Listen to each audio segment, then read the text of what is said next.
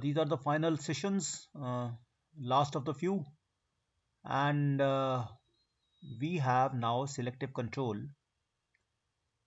What we do in selective control is we put a kind of selection in the form of a switch that connects two different controls, two different kind of things to be sensed, and they are configured in such a manner that we have only one manipulated variable but several controlled outputs.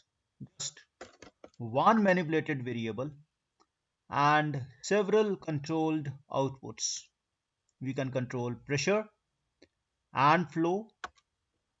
We can control pressure and level. We can control one of the many temperatures available, and we have only one manipulated variable. Again and again I'm telling you, we can control only one output at a time, but then we have to go in for some kind of selection to transfer the control from one controlled output to another as per the need. So because there is a selection, that's why we call this kind of control strategy as selective control. And we have number of categories, number of subcategories of this broad category. We shall be discussing the two. As such, the first one is override control, and the override control is for the protection of equipment. It's for the protection of equipment. And then we also have auctioneering control, and you know what happens in case of auction. The highest bidder gets the contract. In this also, the highest bidder in this case will be the measured variable, will get the control, will automatically get selected by the auctioneering control. So this is the gross philosophy of selective control, and we shall be going in for the details with help of some suitable examples for both these subcategories, that is the override control and the auctioneering control, one by one, starting with the override control. See, over here in override control, as you can very well see, over here is a boiler, and we have taken a simple boiler where you have some very hot gases, we call it the flue gases, coming from the burning chamber. They are passing through a heating coil, and as they pass through the heating coil, they transfer their heat to the water. The water starts bubbling, it starts boiling, it gets into the pressure, and as it goes in, the pressure is getting, the steam is getting discharged over here, and we want to control the temperature of this with the help of regulating of the very hot gases over here. And at the same time, what is happening is that the level of this boiler, it keeps on moving down if it is not compensated by the amount of water getting in. And if the amount of getting water getting in, it becomes more, then the level will again be restored back to the original one. It can even become higher, so in that case we reduce the level of the water. So one thing which we need to control in this entire thing is we need to control we need to control the level of this boiler. And how are we doing it? We can see that level can be controlled either by changing the water inflow or by changing the steam outflow. Normally, under normal circumstances, we don't bother about the level to be controlled with the help of the discharge, and normally under normal circumstances we control the level by controlling the inflow. It's the normal procedure by controlling the water inflow. So the level is controlled by controlling the water inflow. The temperature, etc., is controlled by controlling the hot flow gases which are moving in the coil. But at the same time, there is some output which is moving to the next station. It's moving to the next station, and we want to change the pressure. We can change the pressure by increasing or decreasing the hot flow gases, but the easier and the quick method for regulating the pressure, because the load may suddenly increase, and sudden increase in load, sudden flow increases, and what we have to do is that because of the sudden increase in the load, the pressure may go down. In that case, we have to open this valve a little to compensate for the increased load. On the contrary, if the load of the steam, that is the requirement of the steam, it suddenly decreases, then that is going to generate good amount of pressure. The pressure over here will increase. We want that this pressure should come back to the normal. In that case, we will be controlling this with help of again this valve. So this is the normal procedure. The normal procedure is that the pressure in this line, the pressure in this line is normally controlled by the opening or closing of this valve. Level in this boiler is normally controlled by this water, and the pressure in this boiler is normally controlled by the flow of very hot gases coming through damper or whatsoever means it's coming to this point. Now this is what is happening normally. But what if things are not in our control? What if for some reason this water supply is not sufficient, for some reason, that in spite of the fact that this valve is fully open, there can be some situation that this water is not able to compensate for the amount of steam which is going out in the discharge line, and the level continues to fall down and down and down, and it comes dangerously close to the point where these tubes can get exposed, means the water is going to fall even lesser than these coils over here. It can be dangerous, it can result in a big disaster over there. So this level is continuously monitored, not only for the purpose of control by the water valve over here, but it's also controlled in case it goes beyond a certain point. Let us say the certain point is 40%, let us say, and normally the level is controlled or maintained at 60%. So if it is moving from 65 to 60, 55, sometimes even 50, even up to 45, nothing happens. But the moment it becomes 40, let us say 40, then there's an alarm.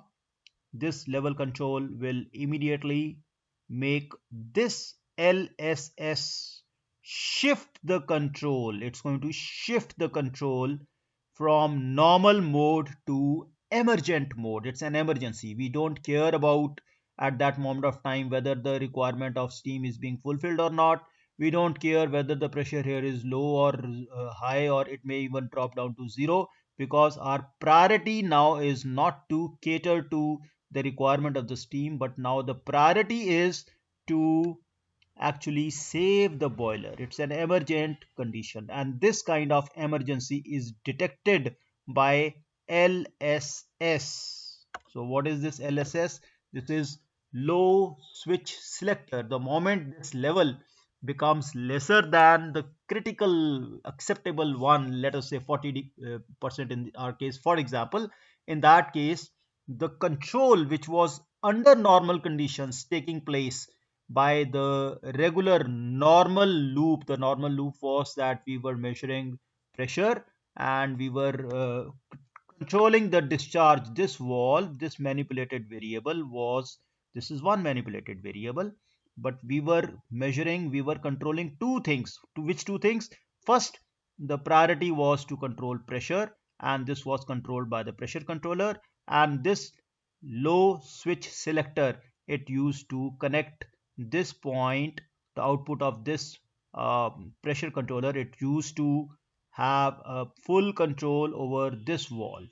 But the moment this level goes beyond means lesser than 40%, let us say, in that case the switch will shift the action, and the control, which is now in emergent loop, now this no longer loop is no longer into existence. Now this LSS will connect this output of the level controller to this valve. This valve is now not under the control of pressure controller, but now it is in the control of level controller. and till the level it again is restored back to respectable level, like let us say 50% or 60%.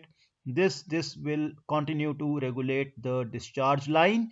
As such, once it is back to the normal levels, so this emergent loop will vanish and normal loop will be restored, and in that case this will again be working in the normal manner. It means that as long as the level is more than 40%, it's working in the normal loop. But then the moment level goes below, creating a kind of emergent situation, you will have an override control. You will have an override control. It's just like declaring an emergency in the nation, or like having a presidential rule in the state that now things are no longer normal. For the time being, all the power is transferred from one center to another center until the normalcy is restored. Then again, they are given back to the democratic way. This is one simple example of override control. We can have number of other examples in case of override control. We can take another example for the compressor, as we shall be seeing in the next slide.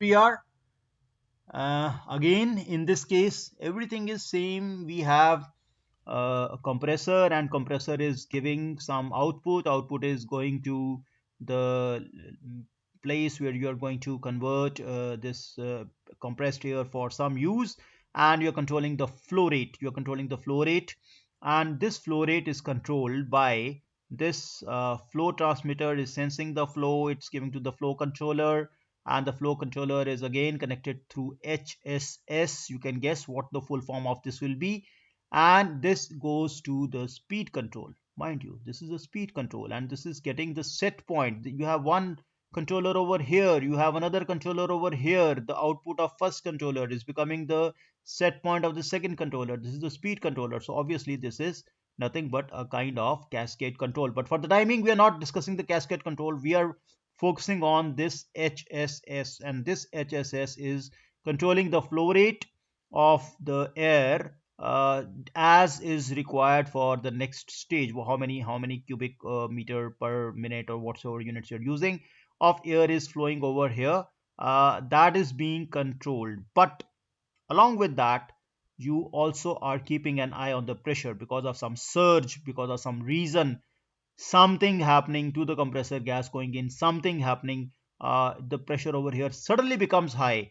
In that case, we are not going to bother about the flow thing. We're not saying going to say that the flow is high or flow is low. In that case, the speed of that will no longer be contained or be controlled by FT, but immediately high pressure means risk. High pressure means something is wrong, just like blood pressure increases suddenly. So high pressure means risk, and we don't want the things to go awry and to explode or to get damaged in an irreversible manner. So what happens? This HSS, my dear friends, this stands for high switch selector.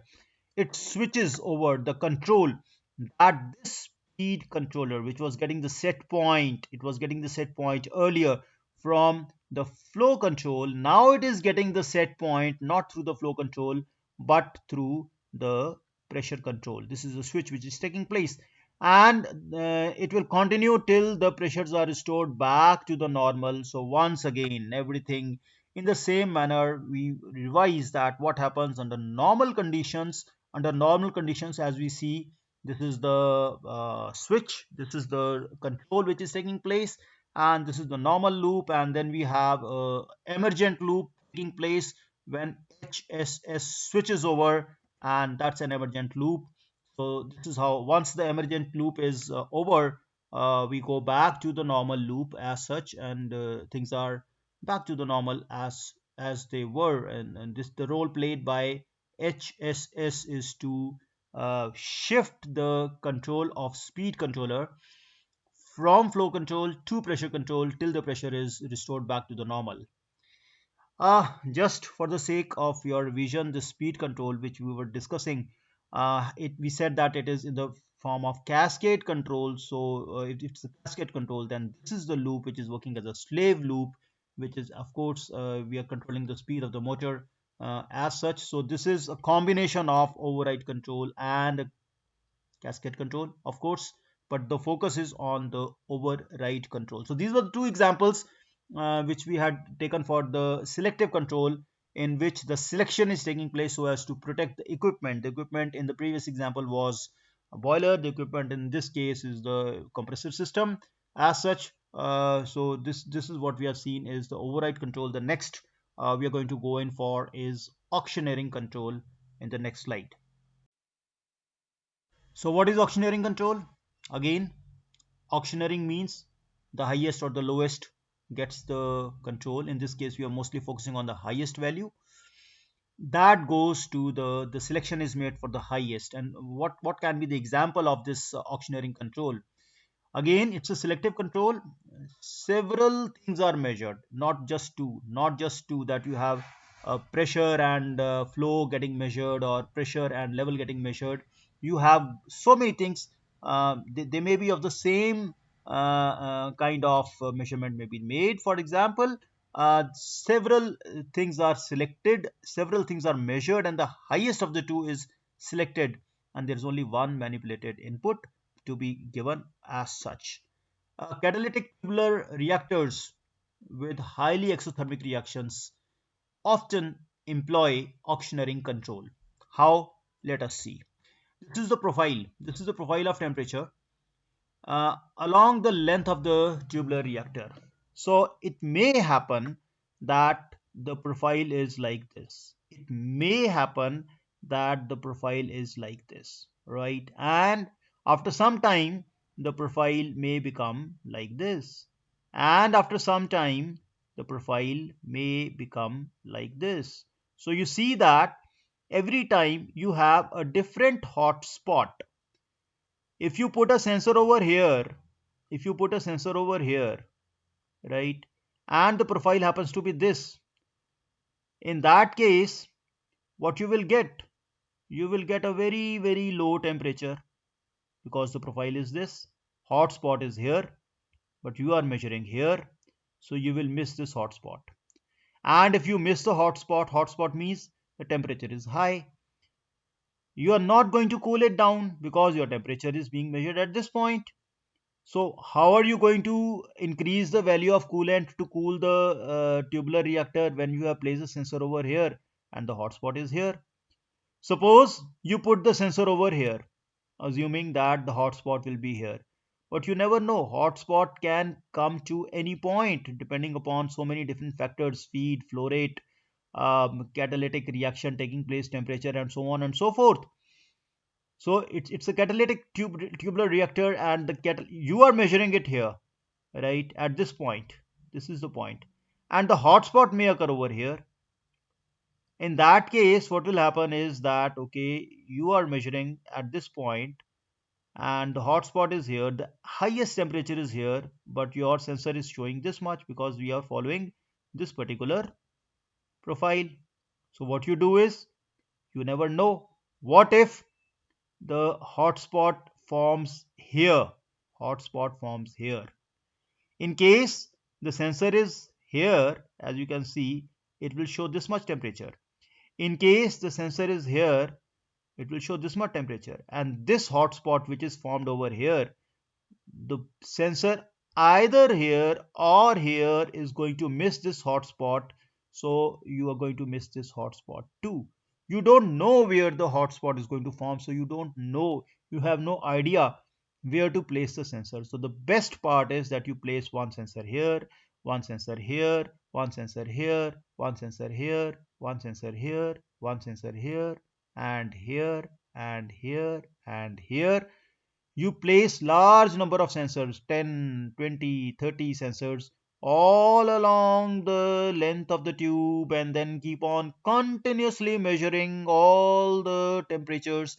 And the one with the highest, wherever is the highest, is the temperature of the hotspot. We are not only going to detect the hotspot, but we shall also know what is the temperature of the hotspot, and that hotspot will be reduced by effectively increasing the coolant flow rate through the entire tube. So we're going to select the highest by placing large number of sensors, and that is done with the help of auctioneering control. So The highest temperature, as I have said, is called the hot spot, and the idea is to know the temperature of the hot spot and reduce the temperature of the hot spot to an acceptable level so that it should not destroy the catalyst or do anything equally mischievous at that point.